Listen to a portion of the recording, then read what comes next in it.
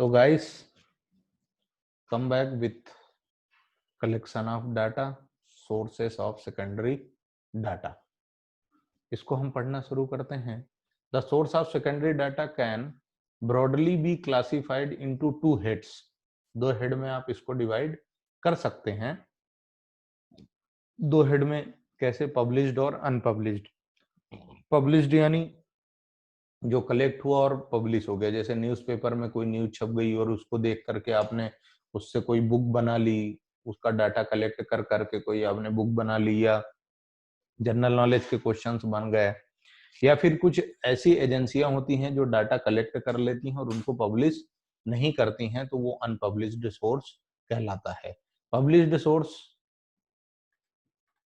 there are a number of national government, semi government and private organization and also international agencies. जैसे आपने देखा हो कि Forbes की रिपोर्ट आती है, ग्लोबल टाइम्स की न्यूज आती है, WTO world trade organisation, WHO news जारी करता रहता है.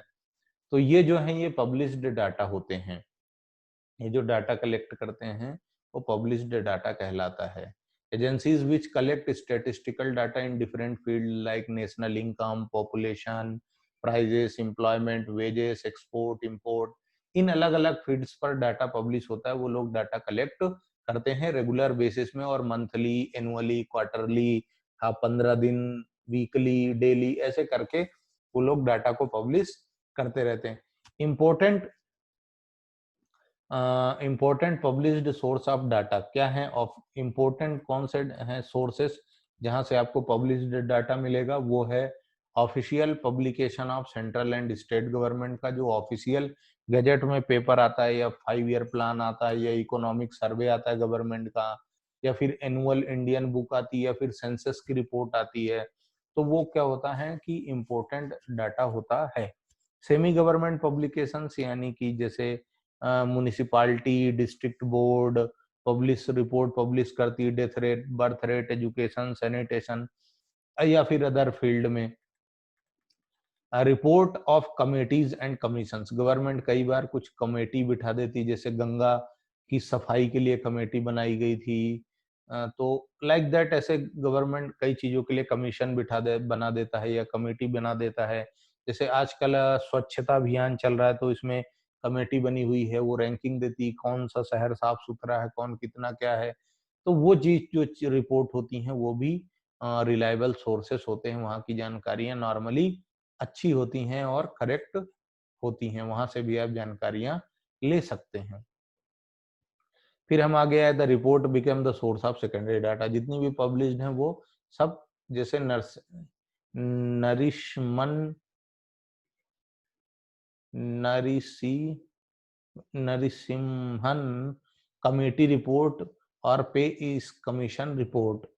फिर पब्लिकेशन ऑफ रिसर्च इंस्टीट्यूट, तो रिसर्च इंस्टीट्यूट जो पब्लिकेशन करते हैं, जैसे NCERT, ICAR, ICSI, ये जो होते हैं, ये लोग जो डाटा पब्लिश करते हैं ये भी रिलायबल होता है. इंटरनेशनल पब्लिकेशंस होते हैं, मैंने पहले ही बता दिया, WHO, IMF, UNO, इनके फुल फॉर्म्स आप याद रखना. हो सकता है कि एग्जाम के उसमें ऑब्जेक्टिव में फिल इन द ब्लैंक्स में आ जाए.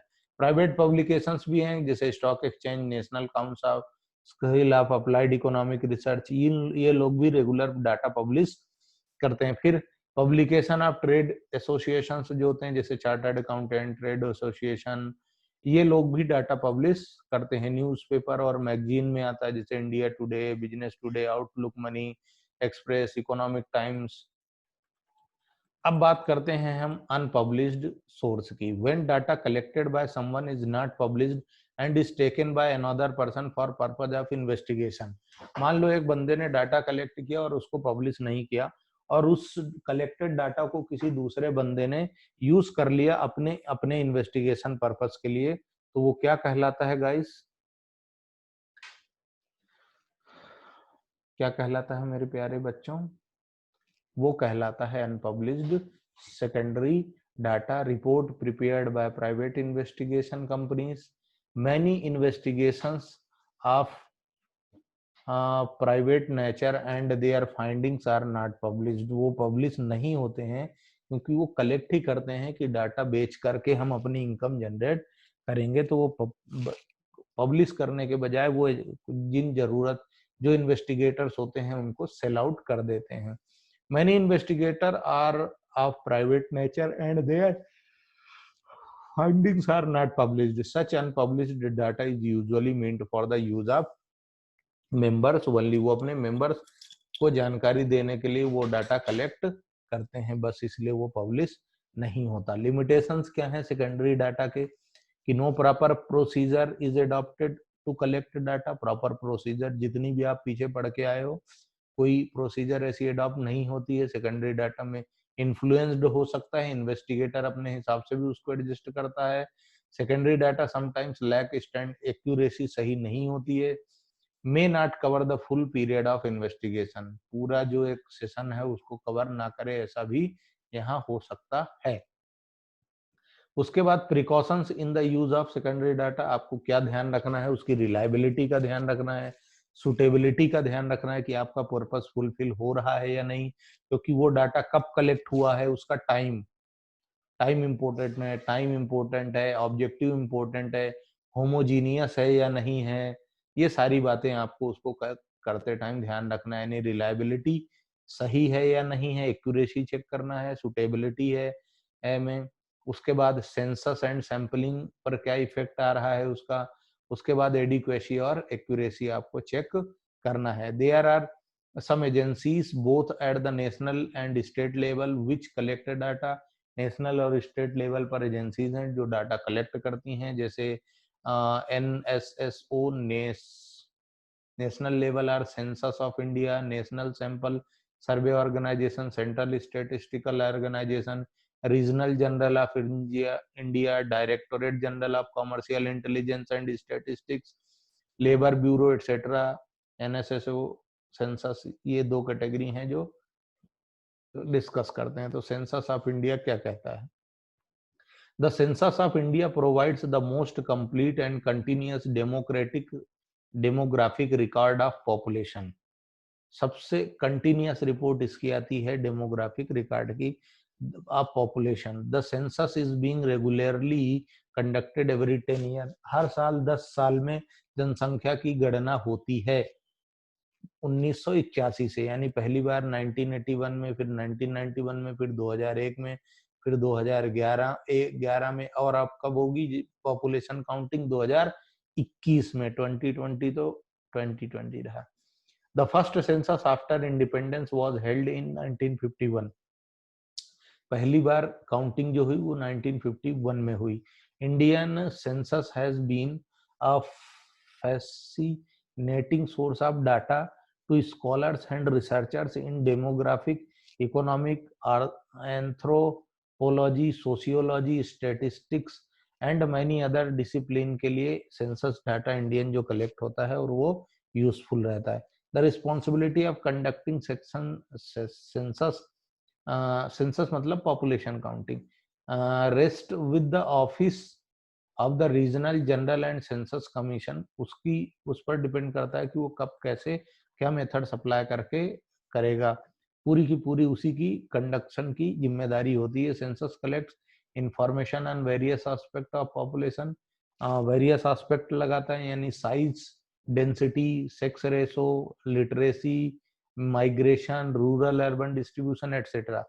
मतलब वो ये देखता है कि किस साइज की पॉपुलेशन है, डेंसिटी यानी 1 किलोमीटर में या 10 किलोमीटर में कितने लोग रहते हैं, सेक्स रेशो मतलब मेल फीमेल कितने हैं, लिटरेसी पढ़े लिखे कितने हैं, लिटरेट इलिटरेट, उसके बाद माइग्रेशन कितने लोग यहाँ से दूसरी जगह चले गए, रूरल और अर्बन गांव की क्या स्थिति है, और शहरों में कैसा डिस्ट्रीब्यूशन सिस्टम अप्लाई हो रहा है। Census in India is not merely a statistical operation. ये एक सिर्फ एक स्टैटिस्टिकल ऑपरेशन नहीं है। The data is interpreted and analysed in an interesting manner. जो डाटा कलेक्ट होता है और पब्लिश होता है वो एक इंटरेस्टिंग मैनर में इंटरप्रेट होता है। The most recent census of India 2011 में हुआ है। अब कब होगा? 15th सेंसस था ये, आप ध्यान रखना है ना। और इंडिपेंडेंट के बाद 7th था। ये ऑब्जेक्टिव में आ सकता है। नेशनल सैंपल सर्वे NSSO, तो national sample survey was setup in India in 1950 on the recommendation of National Income Committee chaired by late Professor PC Mahalanobis, ये चेयरमैन थे उसके, आप याद रखना। 1950 में एनएसएस बना और उनके पीसी प्रोफेसर पीसी महालानोबस बिस जो थे वो इसके चेयरमैन थे।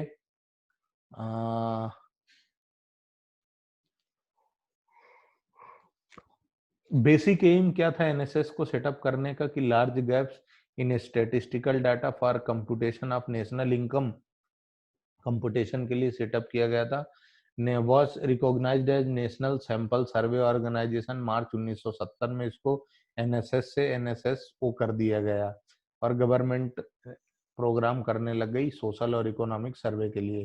कंडक्ट नेशन वाइड सर्वे करता है, इकोनॉमिक इश्यूज पे करता है, जानकारी इकट्ठी करने के बाद वो पब्लिश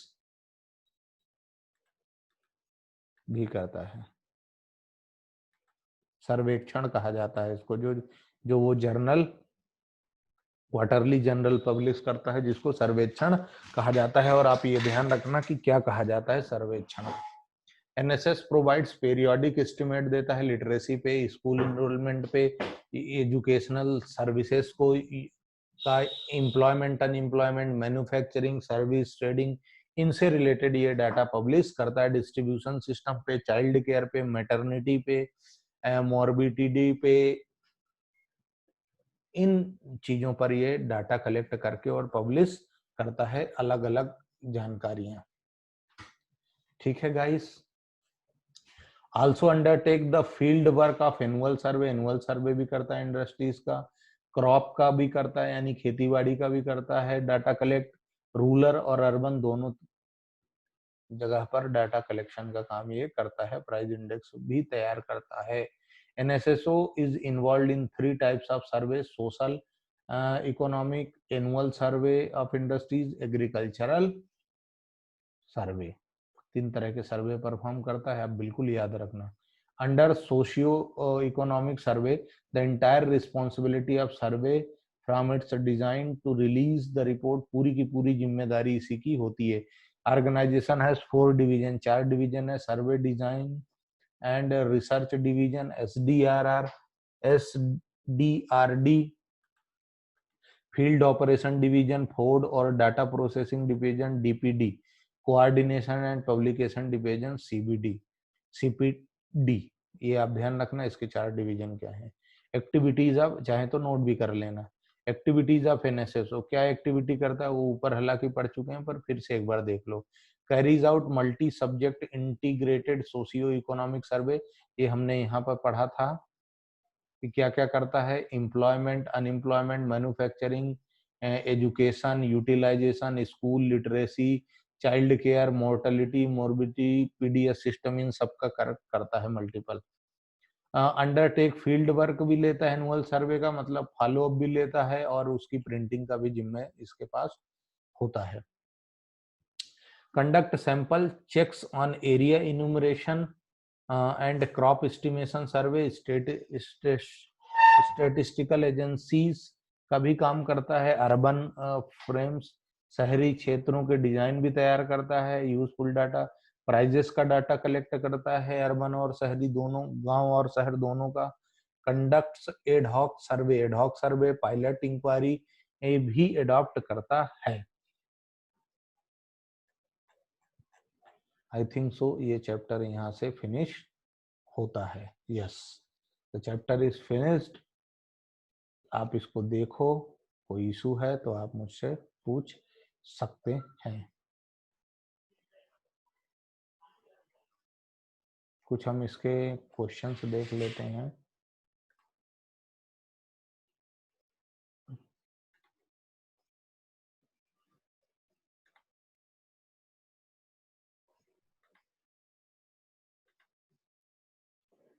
काफी बड़ा चैप्टर था गाइस। जैसे Frame at least 4 appropriate multiple choice option for the following.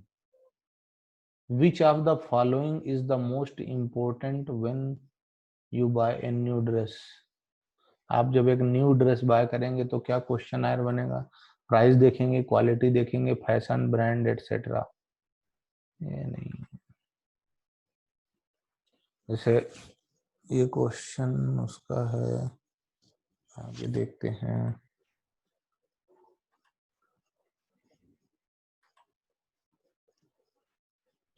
Multiple choice question. Which data is collected by the investigator himself? तो प्राइमरी डाटा।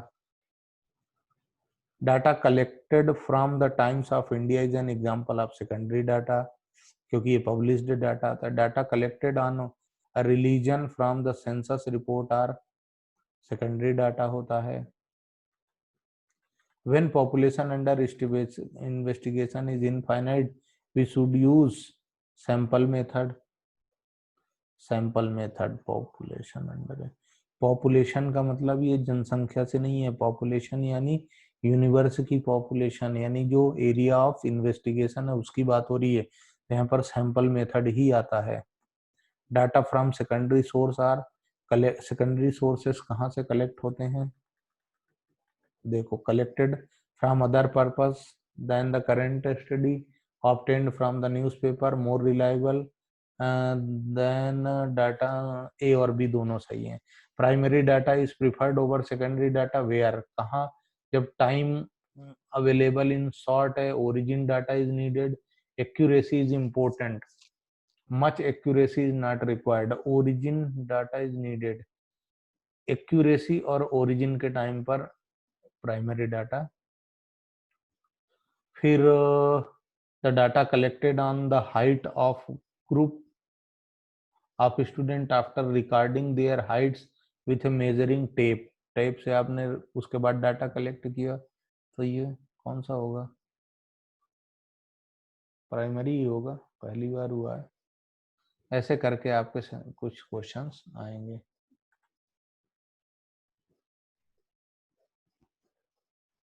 है ना। What do you mean by statistical inquiry? ये कुछ आप ऐसे थोड़ा सा क्वेश्चंस देख लें।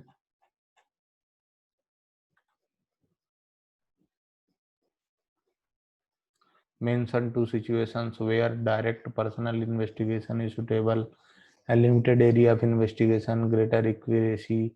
What do you mean by question आया? तो it is a list question content होता है। When the multiple choice question should be used, when more than two answers are possible for a given question, एक ही question के लिए दो या उससे ज्यादा आंसर हैं तो फिर एमसीक्यू करो। What do you mean bye numerator? मतलब वो पर्सन जो आपको कुछ क्वेश्चंस का आंसर देता है। ठीक है, तो अब हम इसको खत्म करते हैं।